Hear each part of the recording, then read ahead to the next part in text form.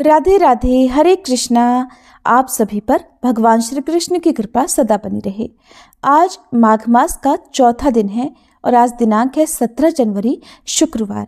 साथ ही साथ आज माघ मास के कृष्ण पक्ष की चतुर्थी तिथि भी है और हर साल इस तिथि पर सकट चौथ का व्रत रखा जाता है, जिसे तिल चौथ, तिलकुटा चौथ या माघी चौथ भी कहते हैं। आप सभी को माघी चौथ और सकट चौथ की ढेर सारी शुभकामनाएं। विघ्नहर्ता भगवान गणेश आप सभी के दुखों को दूर करें और आप सभी की मनोकामनाएं पूर्ण करें। आज सुनिए माघ मास महात्म्य का चौथा अध्याय। उससे पहले सुनिए भगवान के एक भक्त की बहुत ही सुंदर और मार्मिक कथा। एक बार नर्मदा के पवित्र तट पर एक छोटे से गांव में गिरिवर नाम के एक राजपूत रहते थे। उनके घर में उनके बूढ़े माता पिता थे, गौरी नाम की पतिव्रता पत्नी थी और एक पुत्र था जिसका नाम था उदा। खेती करके उनके परिवार का गुजारा होता था। गिरिवर और उनकी पत्नी वृद्ध माता पिता की सेवा किया करते। घर में सभी भगवान के भक्त थे। बालक उदा भी माता पिता की भक्ति के प्रभाव से बचपन में ही भगवान के नाम में मगन रहने लगा था। गिरिवर का भगवान की दया पर पूर्ण विश्वास था। वे बात बात में कहा करते कि भगवान जो कुछ करते हैं सब कल्याण ही करते हैं। हालांकि गिरवर की ये धारणा सच्ची थी, फिर भी गांव के कुछ दुष्ट लोग उनके पीछे और कभी कभी कोई कोई तो सामने भी कह दिया करते कि घर में सारे सुख हैं, खाने को भरपूर अन्न है, अनुकूला पत्नी है, पुत्र है, माता पिता हैं। तब ऐसा कहने में क्या लगता है कि भगवान जो कुछ करते हैं सब कल्याण ही करते हैं। अरे किसी पर कष्ट पड़े ना, तब पता लगे कि भगवान सब कल्याण ही करते हैं या नहीं। बात सच्ची है। दुख में भी जिसका भगवान पर विश्वास बना रहे और जिसका भगवान की दया पर विश्वास बना रहे, उसी का विश्वास सच्चा है। गिरिवर का विश्वास सच्चा विश्वास था। कुछ समय बाद उनके माता पिता का देहांत हो गया। गिरिवर को इस बात का दुख हुआ कि सेवा का सौभाग्य नहीं रहा। माता पिता की सेवा का सौभाग्य तो बड़े पुण्य से मिलता है। जो लोग माता पिता के जीवन में उनकी सेवा नहीं करते, उनकी अवहेलना करते हैं, अपमान करते हैं, उन्हें माता पिता के न रहने पर बहुत पछताना पड़ता है। गिरिवर को कष्ट तो बहुत हुआ, पर उन्होंने कहा कि भगवान जो कुछ करते हैं सब कल्याण ही करते हैं। शायद यही भगवान की मर्जी थी। थोड़े दिनों बाद गिरिवर का 8 वर्ष का पुत्र उदा नर्मदा जी में स्नान कर रहा था कि उसे किसी घड़ियाल ने पकड़ लिया। बालक चिल्लाने लगा, हे ठाकुर जी बचाओ। माँ किनारे पर रोने चिल्लाने लगी। बहुत सारे लोग दौड़े भी, पर देखते ही देखते वह बालक पानी में अदृश्य हो गया। घड़ियाल उसे गहरे पानी में खींच कर ले गया। गौरी अब रोती पीटती घर पहुंची। गिरिवर उस समय भगवान की पूजा समाप्त करके उठे थे। उनके मुख से अभ्यासवश निकल गया, जैसा कि वो हमेशा कहा करते थे कि भगवान जो कुछ करते हैं सब कल्याण ही करते हैं। लेकिन जब उन्हें पता चला कि उनका पुत्र घड़ियाल के पेट में चला गया है, तो ऐसा कहने के बाद उन्हें कुछ संकोच हुआ। उन्हें ऐसा लगा कि शायद उन्हें ऐसा नहीं करना चाहिए था। तब गिरिवर ने अपनी पत्नी को समझाते हुए कहा कि देखो, संसार में कोई किसी का नहीं है। जो इस जन्म में पुत्र बना, पता नहीं किस जन्म में वो हमारा पिता, भाई, शत्रु या फिर और कोई रहा होगा। ये तो एक धर्मशाला है। सारे जीव अपने अपने कर्मफल भोगने यहाँ आते हैं। जिसका कर्मफल जब समाप्त हो जाता है, जिसका भोग जब समाप्त हो जाता है, तब वो यहाँ से चला जाता है। इसमें भला शोक करने की क्या बात है। उसी दिन एक महात्मा उनके यहाँ आए हुए थे। उन्होंने उनके सामने ही कहा था कि ये संसार तो भगवान का बगीचा है, हम लोग तो बगीचे के माली हैं। माली का काम बगीचे की सेवा करके उसके उत्तम फल स्वामी को समर्पित करना है। अगर स्वामी खुद ही बगीचे के किसी फल को पसंद करके ले ले, तो ये तो माली के लिए और भी प्रसन्नता की बात है। उदा तो इस बगीचे का सबसे सुंदर उपहार था और बगीचे के स्वामी ने यानी भगवान ने उसे स्वयं बुला लिया, ले लिया।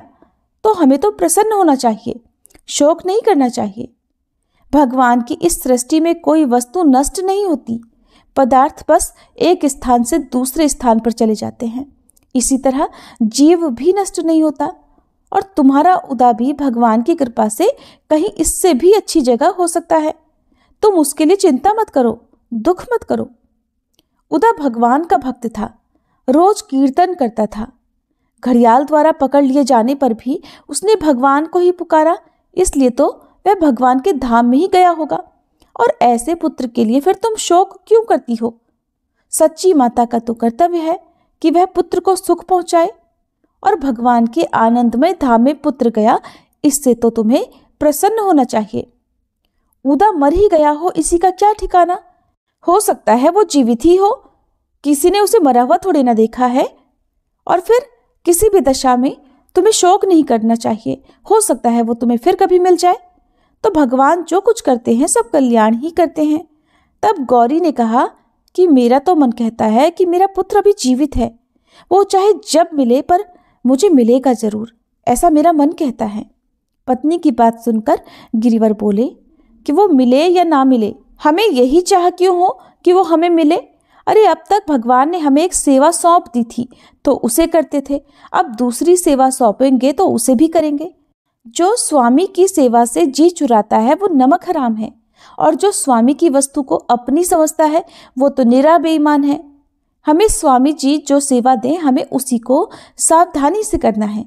ऐसा अपनी पत्नी को समझाकर गिरिवर घाट पर गए, फिर पता लगाया, और जब कुछ पता नहीं लगा तो वापस खाली हाथ घर लौट आए। उन्होंने कहा कि मेरे माता पिता होते तो आज उन्हें बड़ा कष्ट होता, उनको पहले ही संसार से बुलाकर भगवान ने उनका और हम सबका भी कल्याण ही किया है। माता पिता रहे नहीं, पुत्र को घड़ियाल ले गया, अब भला खेती का झंझट क्यों किया जाए? खेत को अद्धी में दूसरों को दे दिए गए।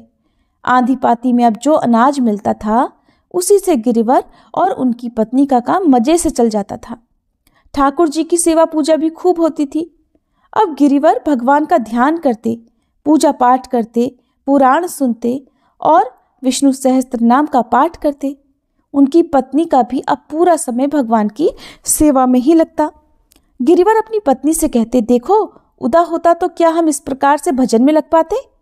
भगवान ने उसे हटाकर हम लोगों को अपनी सेवा में लगा लिया। भगवान जो कुछ भी करते हैं सब कल्याण ही तो करते हैं।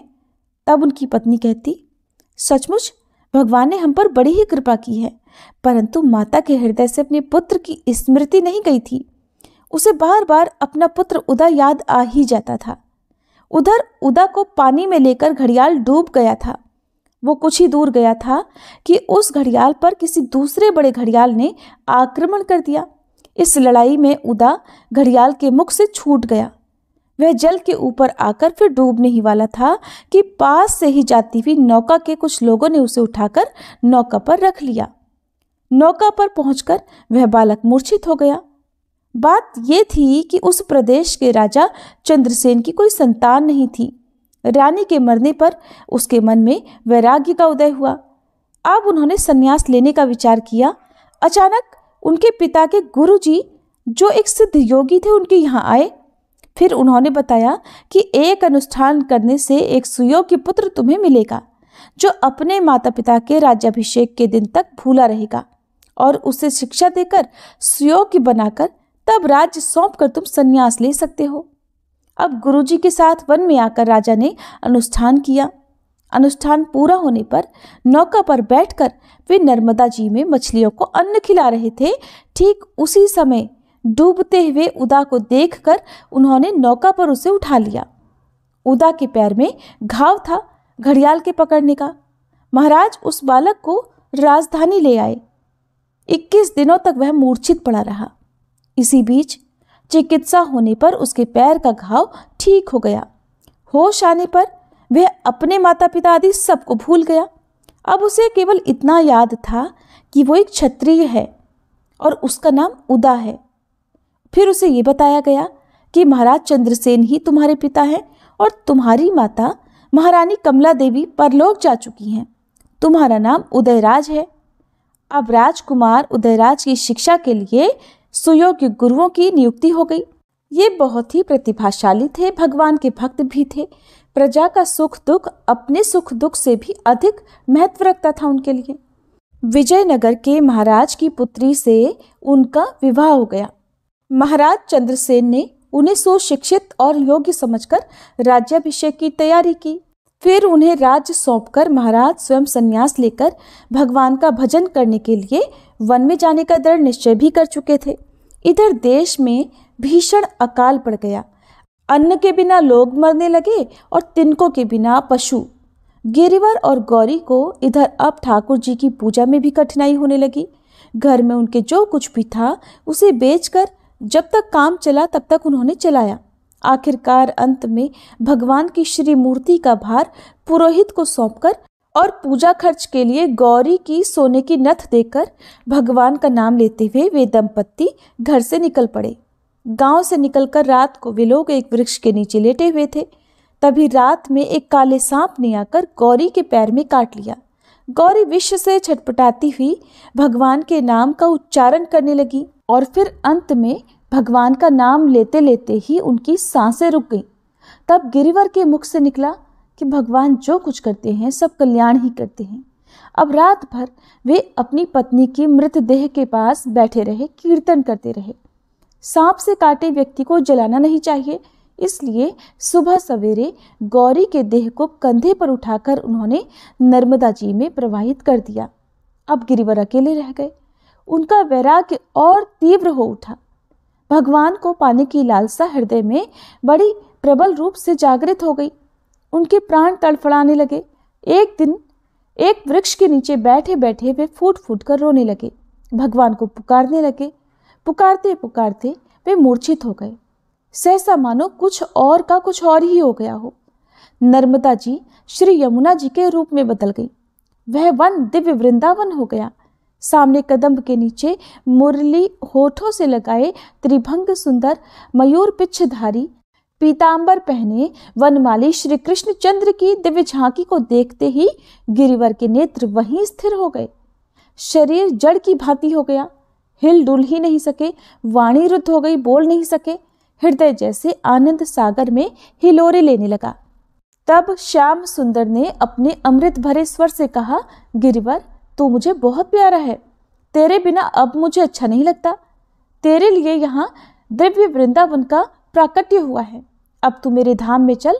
गौरी मरी नहीं है, उसके मन में पुत्र से मिलने की प्रबल कामना है, इसलिए वह उदा से मिलकर तब मेरे धाम में आएगी।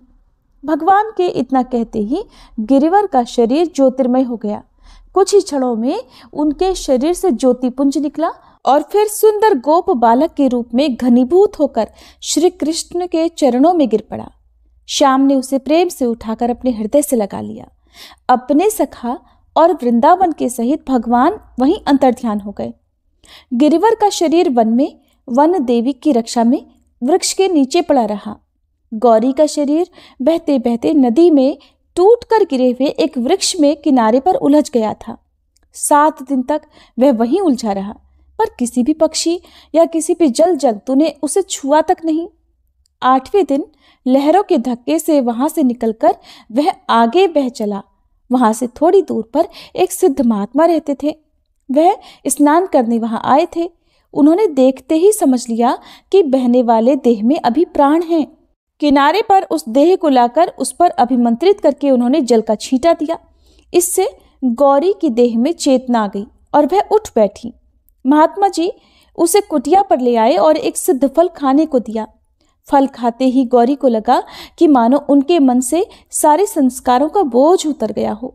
थोड़ी ही देर में गौरी को अपने पति की स्मृति हुई। उन्हें याद आया। तब महात्मा जी जो कि दिव्यदर्शी थे, उन्होंने गौरी से उसके पति की परम गति का वर्णन किया। गौरी ने सोचा, मेरे पतिदेव ठीक ही कहते थे कि भगवान जो करते हैं सब कल्याण ही करते हैं। मेरे समीप रहने से पतिदेव के भगवत दर्शन में बाधा पड़ती, तब प्रभु ने मुझे अलग करके पतिदेव को अपना लिया। ये ठीक ही तो हुआ है। अब महात्मा जी ने गौरी को आत्मा की अमरता का उपदेश किया। फिर बताया कि थोड़ी ही दूर पर उनके पति की मृत देह पड़ी हुई है। उस देह की अंत्येष्टि कर देने का उन्हें आदेश भी दिया। उसी समय कहीं से 4 ब्रह्मचारी आ गए। वे गौरी के साथ हो गए। वृक्ष के नीचे गिरिवर की देह के समीप एक दिव्य वसना देवी बैठी थी। गौरी के वहां पहुंचते ही वे अंतर्ध्यान हो गई। ब्रह्मचारियों की सहायता से चिता बनाकर गौरी ने पति की देह का दाह कर्म किया। भस्म को नर्मदा जी में बहाकर स्नान करके जलांजलि दी। अब ब्रह्मचारियों ने उसे गेरुआ वस्त्र और एक तारा दिया और वहां से वे चले गए। अब गौरी ने गेरुआ वस्त्र धारण कर लिया, हाथ में एक तारा ले लिया। भगवान के नाम का कीर्तन करते आनंद में मगन वह एक ओर चल पड़ी। उन्हें नहीं पता कि वो कहाँ जा रही हैं। वो चलते चलते एक ऐसी नगरी में जा पहुंची जहां बड़ी धूमधाम मची हुई थी। शायद कोई बड़ा उत्सव हो रहा था। वह असंग भाव से उसमें प्रवेश कर गई। बात यह हुई कि वह नगर था महाराज चंद्रसेन का। अभी कल ही तो महाराज ने राजकुमार उदयराज का राज्याभिषेक किया था और स्वयं कुमार को राज्य देकर भी वन को चले गए थे सन्यासी होकर। आज नवीन नरेश उदयराज का पहला पहला दरबार था, लेकिन उदयराज ने अभिषेक की रात्रि में स्वप्न में सन्यासिनी रूप में अपनी माता से अपना पूरा परिचय पा लिया था।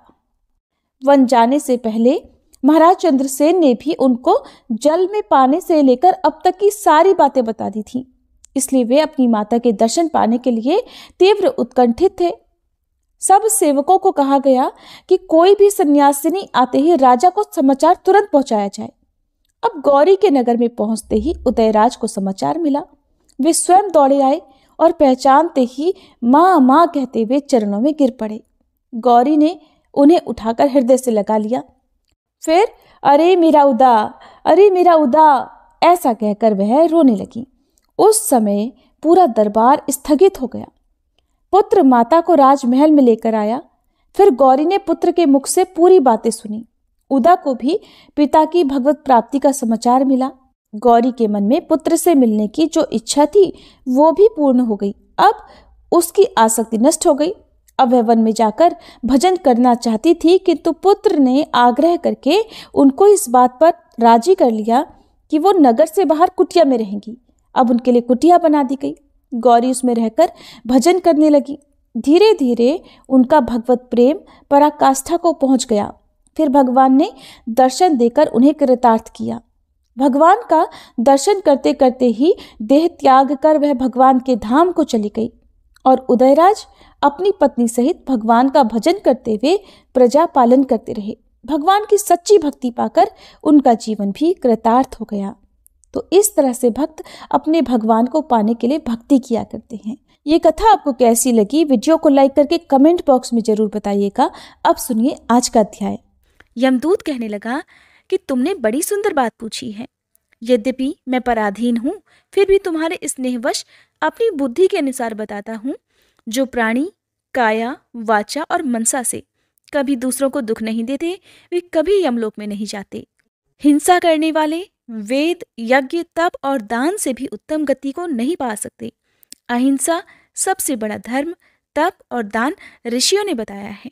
जो मनुष्य जल या फिर पृथ्वी पर रहने वाले जीवों को अपने भोजन के लिए मारते हैं, वे कालसूत्र नामक नरक में जाते हैं और वहां पर खुद का मांस खाते हैं और रक्त पीप का पान करते हैं तथा पीप की कीचड़ में उनको कीड़े काटते हैं। हिंसक, जन्मांध, काने, कुबड़े, लूले, लंगड़े, दरिद्र और अंगहीन होते हैं। इस कारण इस लोक तथा परलोक में सुख की इच्छा रखने वाले को काया, वाचा तथा मन से दूसरों का द्रोह नहीं करना चाहिए। जो कभी हिंसा नहीं करते, जो दूसरों को कभी नहीं सताते, उन्हें किसी प्रकार का कोई भय नहीं होता।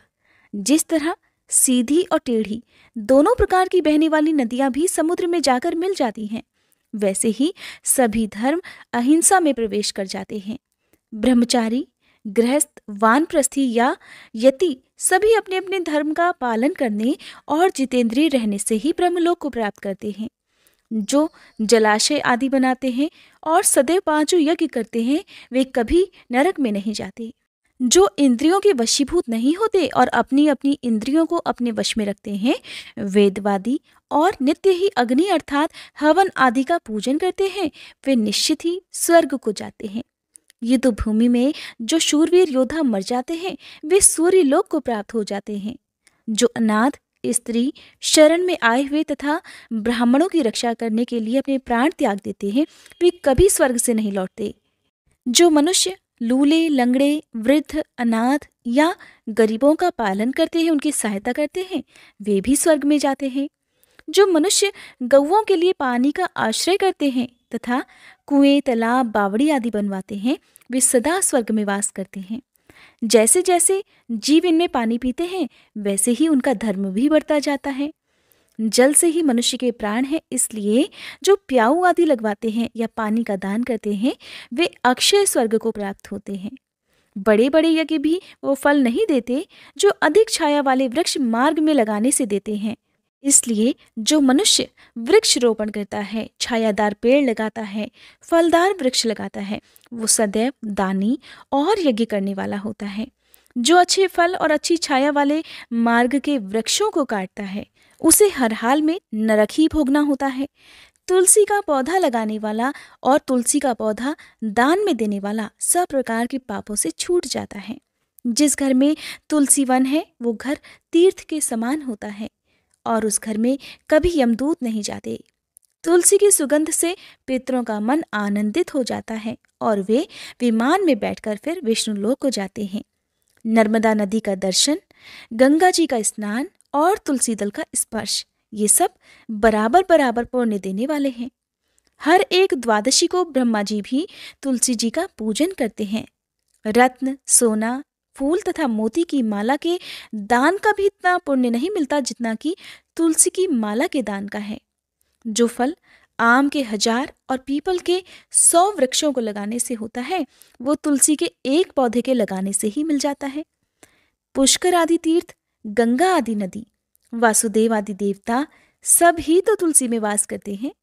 जो एक बार, 2 या 3 बार रेवा नदी से उत्पन्न शिव मूर्ति की पूजा करता है अथवा स्फटिक रत्न के पत्थर के आप से आप निकले हुए तीर्थ में पर्वत या वन में रखी हुई शिव की मूर्ति की पूजा करता है और सदैव ओम नमः शिवाय इस मंत्र का जाप करता है, यमलोक की कथा भी नहीं सुनता। प्रसंग, शत्रुता, अभिमान से भगवान शिव की पूजा के समान पापों को नष्ट कर देने वाला तथा कीर्ति देने वाला तीनों लोकों में और कोई काम नहीं है। जो मंदिर आदि बनवाते हैं, वे शिवलोक में जाते हैं।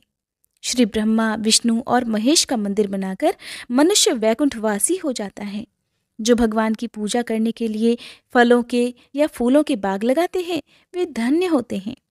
जो माता पिता, देवता और अतिथियों का सदैव पूजन और सम्मान करते हैं, वे निश्चित ही ब्रह्मलोक को जाते हैं। हरे कृष्णा। इसके बाद यमदूत ने विकुंडल से जो भी बातें बताई, उन सब का वर्णन आप आने वाले अध्याय में सुनेंगे। अब सुनिए भगवान श्री कृष्ण की बहुत सुंदर कथा।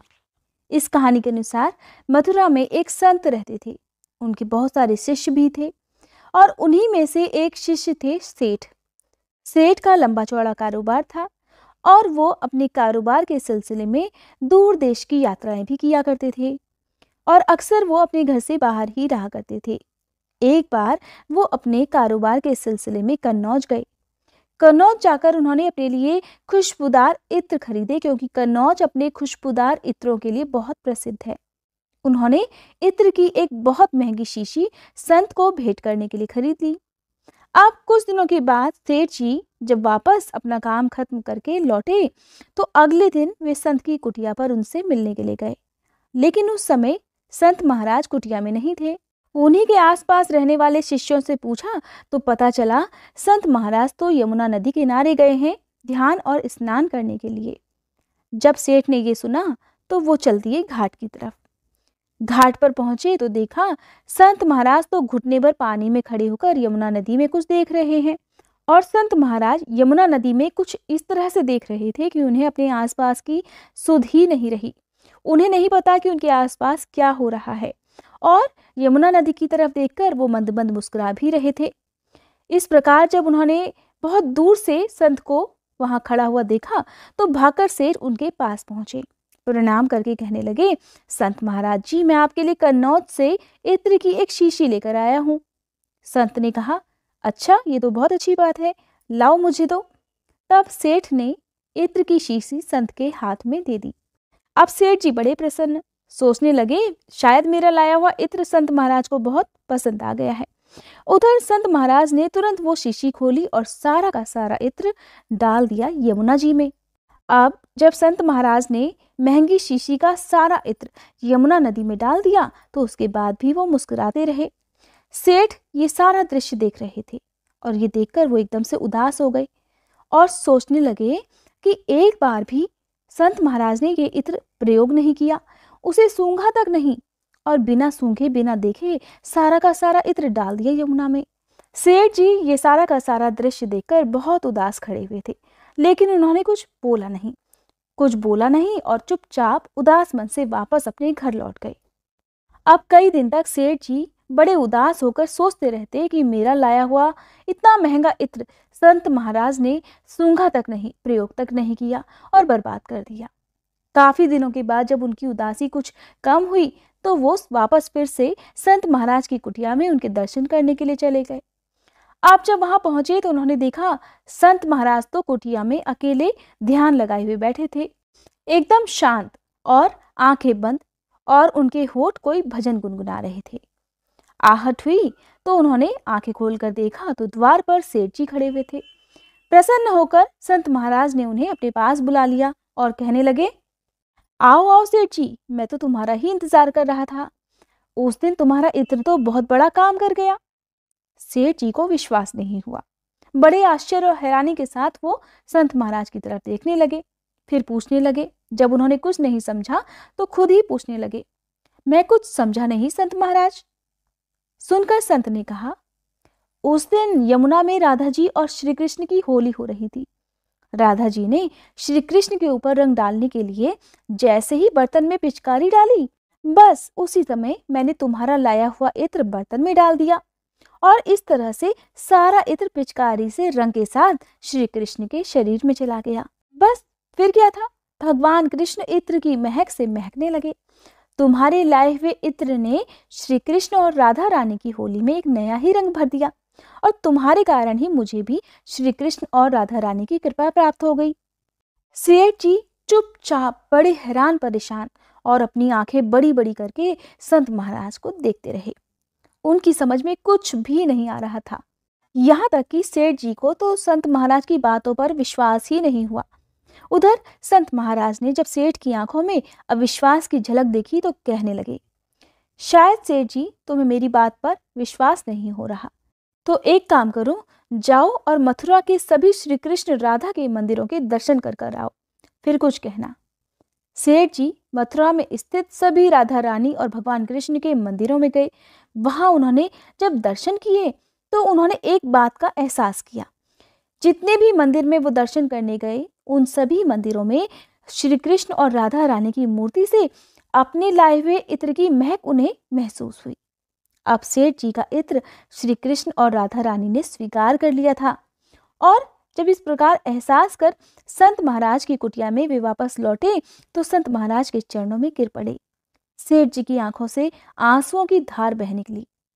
तब कहीं जाकर सेठ जी को संत जी की कही हुई बातों पर विश्वास हो पाया।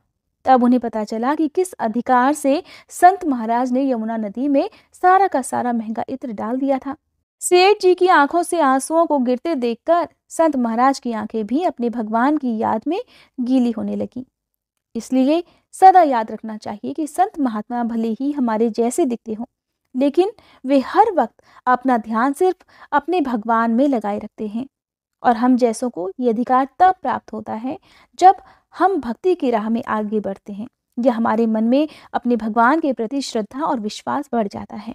दूसरी तरफ संत महाराज का पूरा जीवन, पूरी दुनिया ही एकमात्र भगवान होते हैं। इसलिए हमें भगवान के साथ साथ संत महाराज का भी सम्मान करना चाहिए। आपको ये कथा कैसी लगी प्लीज़ कमेंट बॉक्स में ज़रूर बताइएगा।